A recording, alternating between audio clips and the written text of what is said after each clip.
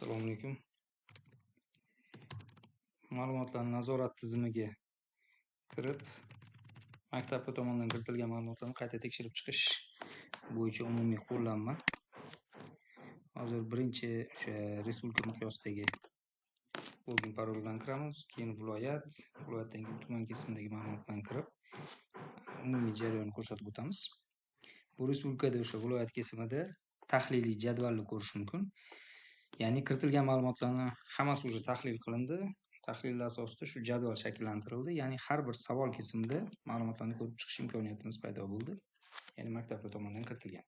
Endi ba'zi ma'lumotlarda shubhali bo'lgan qismi borligi uchun respublika tomonidan ham, viloyat tomonidan ham ko'rib chiqib turib, o'zlarining izohlarini berish imkoniyati bor.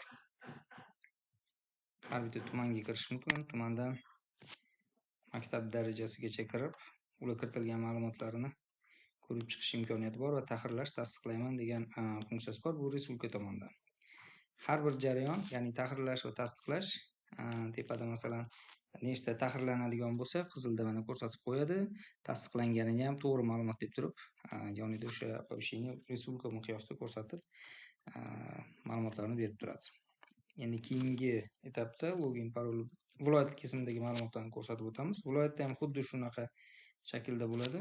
Hozir chiqdik. Viloyat kesimida ko'rish uchun masalan Andijon viloyatini tanlaymiz. Login paroli bilan kiramiz.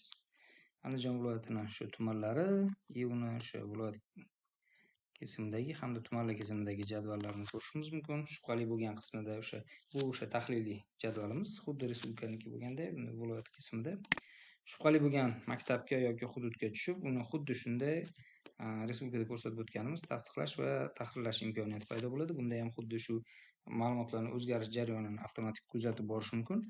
Endi tuman kesimida ko'rsatib o'taman. Tuman kesimida asosiy rol tumanga berilgan, ya'ni tuman har bitta maktabni tekshirib chiqib, uni tasdiqlash yoki tasdiqlamaslik funksiyasi bor. Shuni ko'rib chiqadi.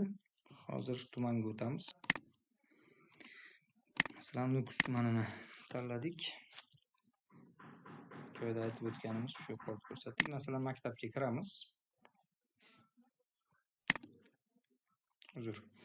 Maktab ma'lumotini ko'rdik. Talab tekshirib chiqiladi tepadagi savoli bilan ma'lumoti. Masalan, tahrirlash kerak. Tahrirlash kerak tugmasini bosganimizdan keyin tahrirlash zarur bo'lgan ma'lumot yoki sababini ko'rsating degan ma'lumot kirituvchi izoh. Ya'ni qaysi savolga ko'proq e'tibor berish kerak, ya'ni qaysi savolda shubha uyg'otgan bo'lsa, shu to'g'risida savolni va javobini yozib, tagiga nimaligini, ya'ni qanaqa amal bajarilishi kerakligini yozib o'tish kerak bo'ladi. Bu ma'lumotlar har bitta o'sha maktab bo'yicha kiritilgan eski ma'lumotlarning bazada aniqda saqlanadi. Bu yangi sifatida qayta qo'shimcha sifatida kiritib boriladi. Saqlash tugmasini bosgandan keyin o'sha birinchi holatga o'tadi va bu nima deydi? Ma'lumotlar maktablar login parol bilan kirganda yuqorida ko'rsatib, o'sha chiqazib ko'rsatib turadi. Bunda ham xuddi shunaqa, bu o'sha umumiy tahrirlanishi kerak bo'lgan nima deydi? Maktablarimiz, bu tahrirlanishi tasdiqlangan maktablarimiz. E'tibor uchun rahmat.